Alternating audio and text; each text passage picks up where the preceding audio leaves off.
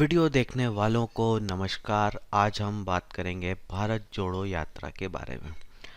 तो राहुल गांधी जो है ये यात्रा कर रहे हैं पूरे देश भर की, और ऐसा आपको लग रहा होगा कि ये यात्रा जो है वो कांग्रेस को मजबूत करने के लिए कर रहे होंगे। इससे जो है कांग्रेस को फ़ायदा होगा, बीजेपी को नुकसान होगा। तो ऐसा अगर आप सोच रहे हैं तो ऐसा बिल्कुल नहीं है। ये भारत जोड़ो यात्रा जो है असल में विपक्ष तोड़ो यात्रा है, और ये बीजेपी को बहुत बड़ा फायदा देने वाली है। और इसी यात्रा के कारण हो सकता है कि बीजेपी इस अगले चुनाव में जो है पिछली बार से भी ज़्यादा सीटें लेकर जो है लोकसभा में पहुंचे। तो इसको समझने के लिए आपको जो है एक बेसिक सी कूटनीति समझनी पड़ेगी। ये कूटनीति ये कहती है कि लड़ने के लिए हमेशा कमज़ोर दुश्मन को चुनो। तो इस नीति का जो है अंग्रेज़ों ने बहुत ज़्यादा इस्तेमाल किया है, और उसके बाद जो है चाइनीज़ लोगों ने भी बहुत किया है, अमेरिकन्स ने भी किया है। तो इसको जो है ये बहुत एक प्रैक्टिकल नीति है और बहुत बढ़िया काम करती है। जैसे अगर हम अंग्रेज़ों का केस लें तो आपने देखा होगा जब कांग्रेस स्टार्टिंग में जो है बनी थी तो उसमें जो है दो दल बन गए थे, एक को गरम दल बोलते थे, एक को नरम दल बोलते थे। तो जो नरम दल वाले थे वो ये कहते थे कि अहिंसा के जरिए जो है आज़ादी लेने का प्रयास करना चाहिए, और जो गरम दल वाले थे वो कहते थे अहिंसा सिर्फ एक औजार नहीं होना चाहिए, जिस भी रास्ते से हमको आज़ादी मिले, स्वतंत्रता मिले, उसको अपनाना चाहिए। तो जो गरम दल वाले थे वो क्रांतिकारियों का भी जो है समर्थन करते थे, और जो नरम दल वाले हैं वो नहीं करते थे। अब आप इसमें से समझ सकते हैं कि कौन अंग्रेज़ों के लिए ज़्यादा परेशानी खड़ी करने वाले हो सकते थे। तो अंग्रेज़ों के लिए ज़्यादा परेशानी खड़ी करने वाले हो सकते थे गरम दल वाले। इसलिए अंग्रेज़ों ने क्या किया, कांग्रेस में ऐसे नेताओं का प्रचार प्रसार करना शुरू किया, उनको आगे बढ़ाना शुरू किया जो कि नरम आइडियोलॉजी वाले थे।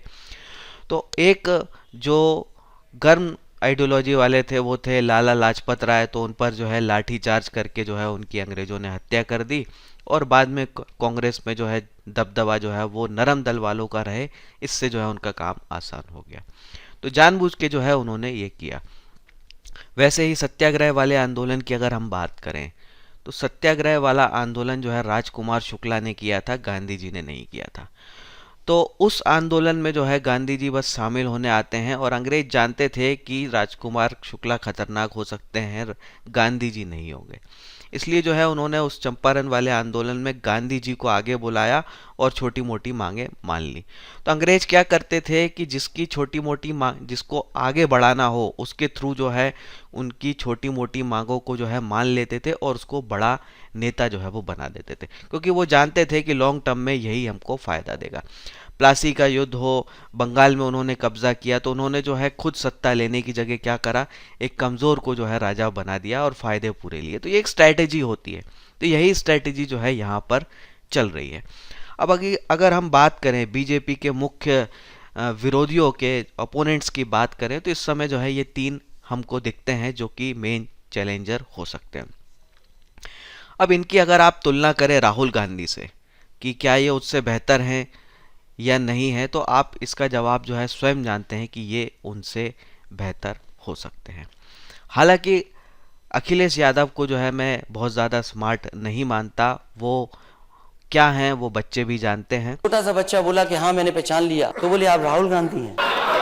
और अगर आप चाहें तो इस बात को अगर समझ पा रहे हो तो समझ जाओगे, नहीं समझ पा रहे तो कोई बात नहीं। तो एक तरह से जो है राहुल गांधी जो है अखिलेश यादव के ही जो है अल्ट्रा मैक्स प्रो वर्जन है। अब इन तीनों में से अगर मैं तुलना करूं तो सबसे स्मार्ट, सबसे धूर्त भी जो है वो है अरविंद केजरीवाल। तो ये सभी सीटों पर चुनाव पिछली बार भी लड़ा था, हालांकि बुरी तरह हारे, सब पर जमानत जब्त हुई, लेकिन इस बार जो है इनका प्रेजेंस जो है पहले से बेहतर है, और कई राज्यों में जो है इन्होंने अपना एक अच्छा खासा वोट शेयर जो है वो बना लिया है। तो ये जो है बेहतर विकल्प हो सकते हैं राहुल गांधी के मुकाबले।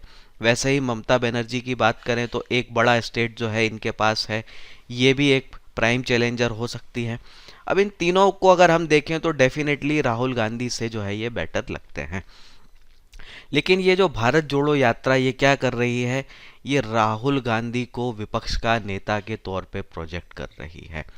राहुल गांधी को प्रधानमंत्री पद का एक विरोधी उम्मीदवार के तौर पे जो है वो पेश कर रही है। और ये चीज़ जो है सीधे सीधे मोदी को फ़ायदा देगी, क्योंकि अगर राहुल वर्सेस मोदी होता है तो आप जानते हैं जनता किसको चुनेगी। राहुल गांधी के फनी वीडियोस जो है आपके पास व्हाट्सएप में आते रहते होंगे, तो पब्लिक जानती है कि कौन जो है बेहतर होगा। इजीली ये एक बहुत इजी चॉइस हो जाती है जनता के सामने।